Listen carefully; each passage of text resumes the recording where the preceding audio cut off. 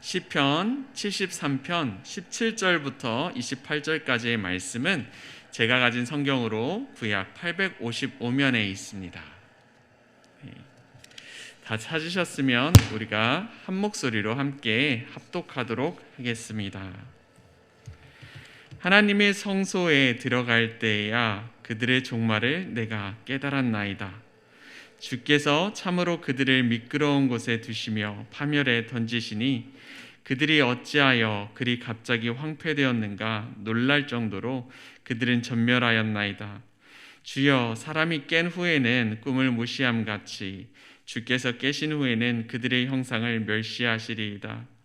내 마음이 산란하며 내 양심이 찔렸나이다. 내가 이같이 우매 무지함으로 주 앞에 짐승이오나 내가 항상 주와 함께하니 주께서 내 오른손을 붙드셨나이다. 주의 교훈으로 나를 인도하시고 후에는 영광으로 나를 영접하시리니 하늘에서는 주 외에 누가 내게 있으리요. 땅에서는 주밖에 내가 사모할이 없나이다. 내 육체와 마음은 쇠약하나 하나님은 내 마음의 반석이시오 영원한 분기시시라. 무릇 주를 멀리하는 자는 망하리이니 음녀같이 주를 떠난 자를 주께서 다 멸하셨나이다. 하나님께 가까이함이 내게 복이라. 내가 주 여호와를 나의 피난처로 삼아 주의 모든 행적을 전파하리이다. 아멘. 여러분은 혹시 영화 보는 거 좋아하시나요? 네. 저도 이제 영화를 종종 보곤 하는데요. 영화를 보다 보면 우리가 항상 우리가 원하는 그 해피엔딩, 좋은 모습들만 바라보는 것은 또 아닌 것 같습니다. 영화를 보다 보면 다양한 악당들이 등장을 하지요. 어떤 악당들은 돈을 위해서라면 무엇이라도 서슴없이 하는 모습을 볼 수 있습니다. 때로는 법도 없이 사는 것 같은 이런 사람들. 그 누구도 이 악당들을 처벌할 수 없을 것 같은 모습들이 나타납니다.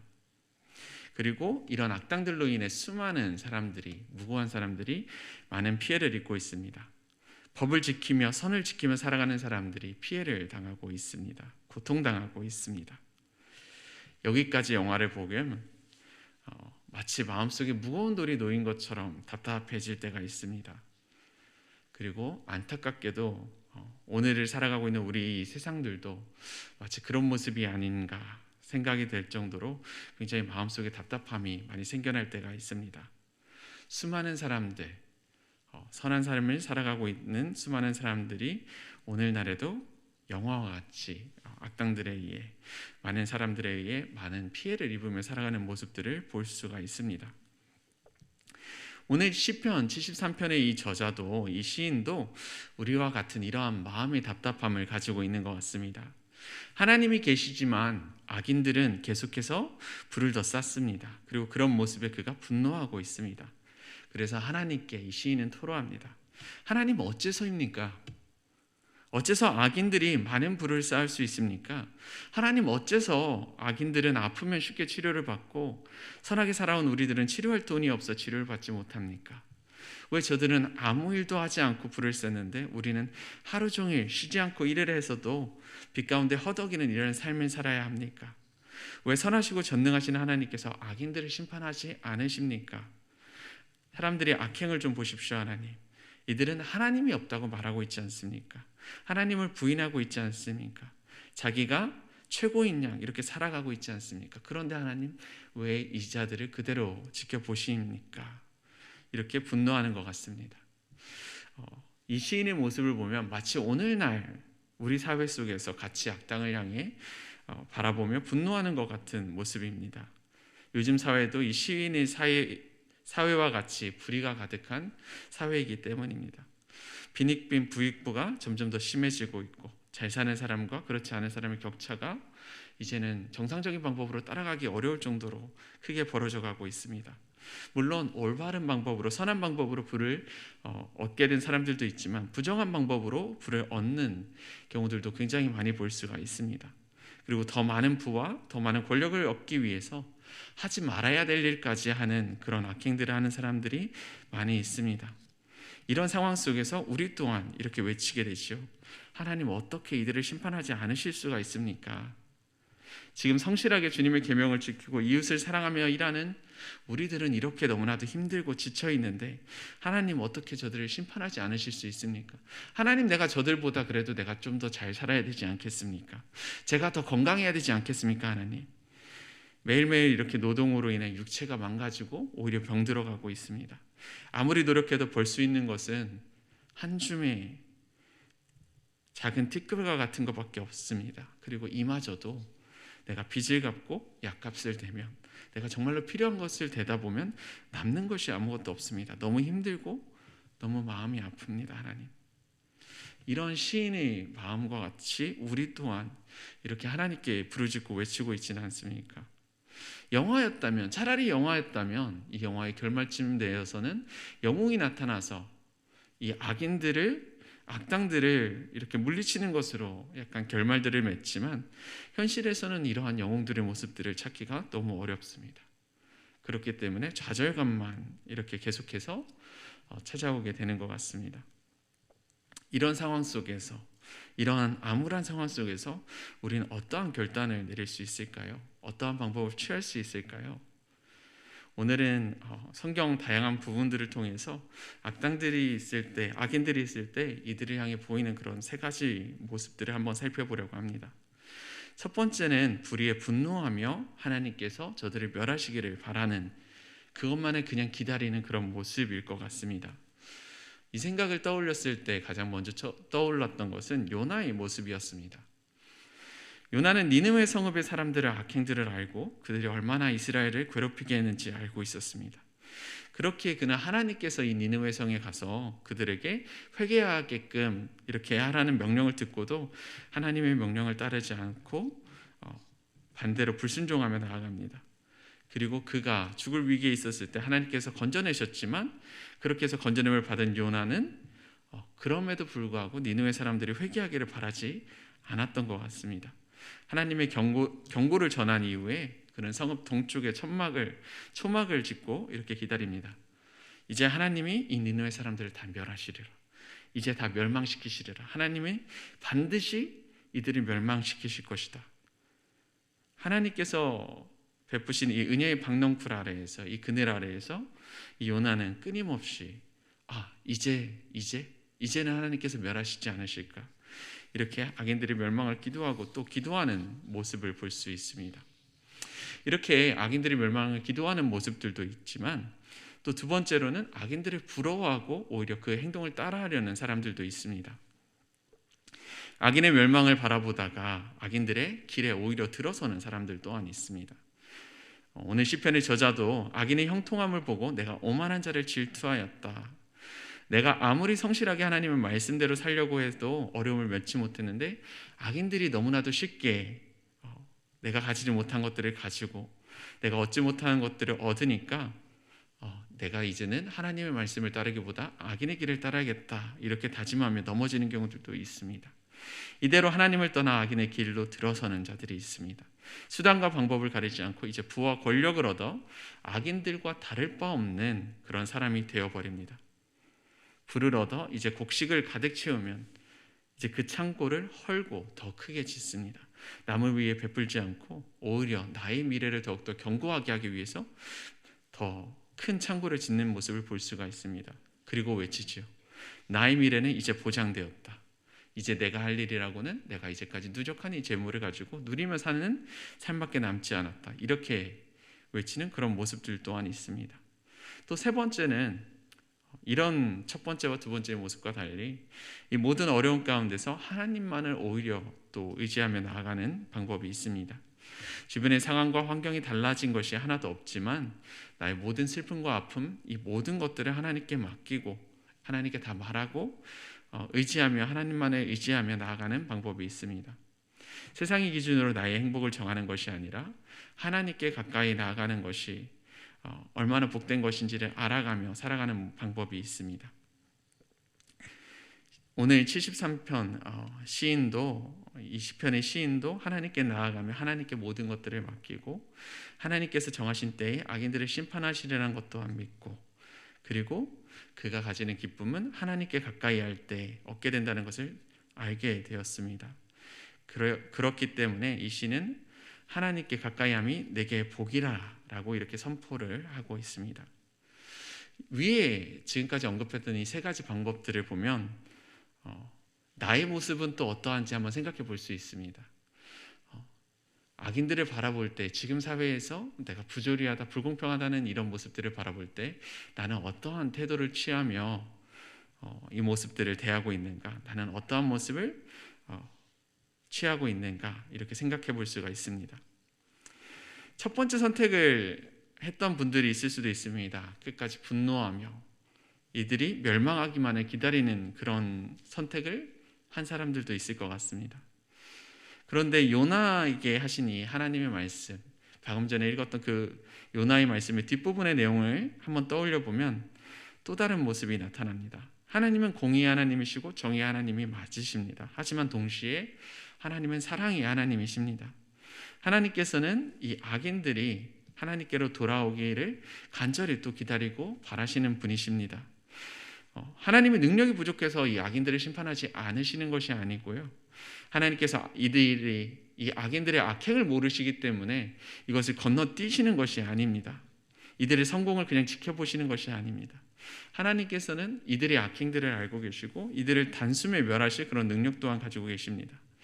하지만 그럼에도 불구하고 하나님의 사랑이 너무 크기에 이 악인들 또한 하나님께로 돌아오기를, 다시금 돌아오기를 아주 오래 참음으로 기다리고 계십니다. 요나서에서는 이렇게 이야기하시죠. 니느웨의 좌우에 분변하지 못하는 12만여 명과 가축을 내가 아끼고 이들을 사랑하기 때문에 내가 이들이 회개하고 돌아오기를 내가 기다린다. 이들을 단번에 멸하시지 않고 이들에게 회개의 기회를 열어주시는 분이 하나님이시라고 이야기를 하십니다. 악인들 또한 사랑하시기에 이들이 더 이상 잃어버린 자가 되지 않고 하나님께로 다시 돌아올 때까지 끊임없이 마지막까지 기다리고 또 참으시고 기다리시는 모습을 보여주고 계십니다. 마치 하나님께서 사랑으로 그 멸망의 길 가운데 있는 이들에게 마지막 순간까지, 그들이 숨을 마치는 그 마지막 순간까지 기회를 주시고 내가 그래도 아직도 너를 사랑한다. 지금이라도 내게로 돌아오라 라고 이렇게 외치시며 기다리시는 그런 하나님의 모습을 볼 수가 있습니다. 그런 이 하나님의 모습을 보면 우리가 하나님의 사랑이 너무 크기에 그 모습에 내가 분노합니다 라고 할 수 있을까요? 그렇지 못할 것입니다. 왜냐하면 우리 또한 그 은혜를 받아서 이 자리에 나올 수 있기 때문입니다. 우리 또한 그 하나님이 오래 참으심으로 인해서 우리가 용서를 받고 우리가 죄사함을 받았기 때문입니다. 이런 것처럼 하나님께서는 악인들을 향해서도 그들이 끝까지 돌아오기를 바라며 기다리고 계시는 것 같습니다. 혹시 두 번째 선택을 하려고 하시는 분들이 계시지는 않나요? 악인들을 계속해서 바라보다가 이제는 내가 선한 삶을 사는 것을 포기해야겠다 라고 이렇게 생각하지는 않나요?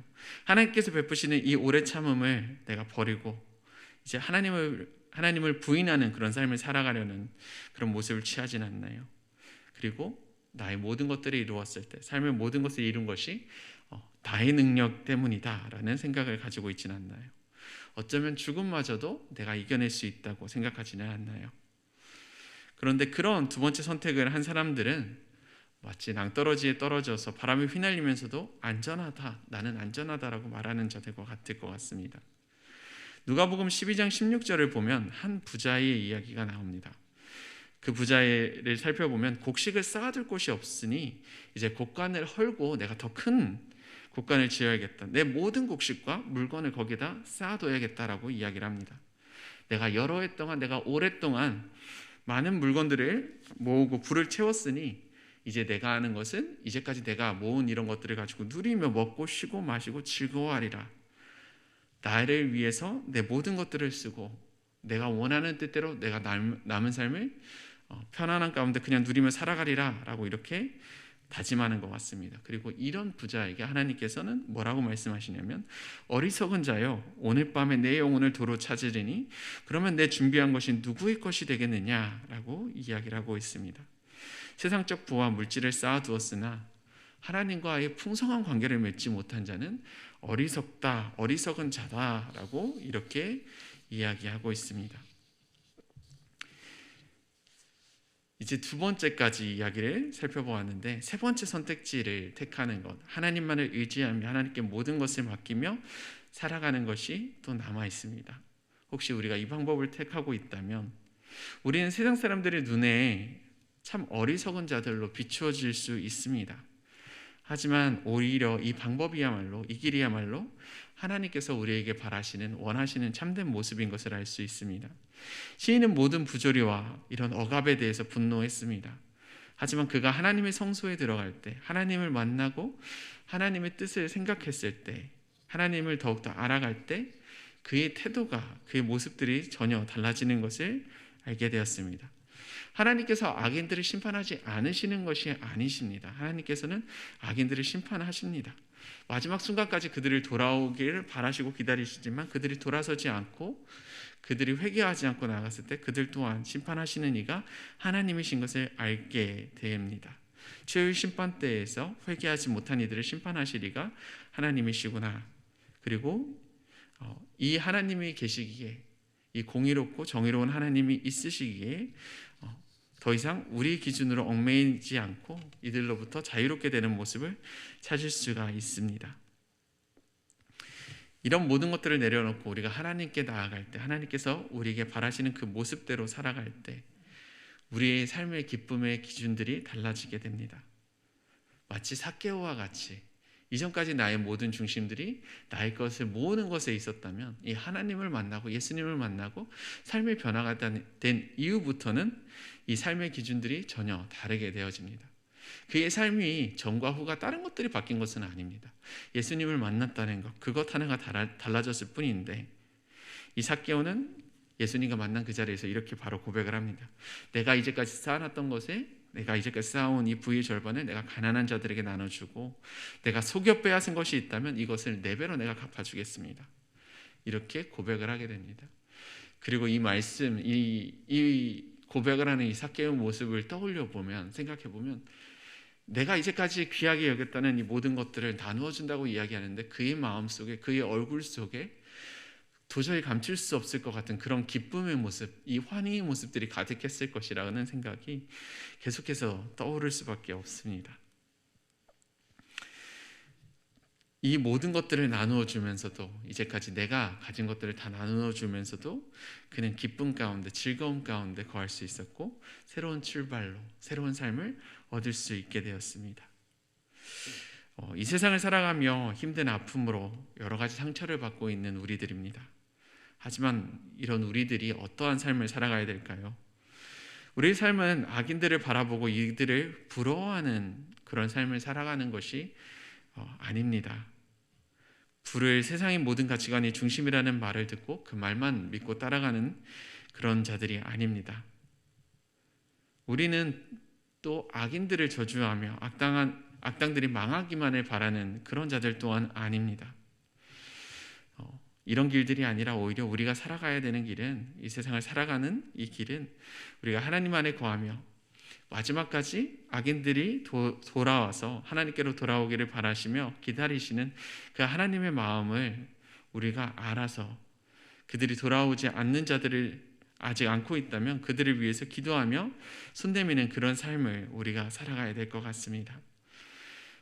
여러분의 마음속에, 우리 마음속에 우리를 아직도 괴롭게 하고 우리를 분노하게 하는 사람들이 있다면 우리가 마음을 가라앉히고 나의 마음의 중심에 하나님께서 찾아오셔서, 주님께서 찾아오셔서 나의 분노를, 나의 모든 것들을 가라앉혀 달라고 기도하기 원합니다. 그리고 그 가운데 나의 마음속에 나의 마음이 아니라 하나님의 마음을, 하나님의 그 사랑을 내 마음속에 품어주셔서, 부어주셔서 내가 이들을 바라보면서도 그들을 긍휼히 여기고 그들을 불쌍히 여기며 그들을 아직도 계속해서 기다리신 그 하나님의 마음을 따라서 이들이 하나님께 돌아오기를 위해 오히려 그들을 위해서 기도하는 그런 삶을 살아갈 수 있게 되기를 원합니다.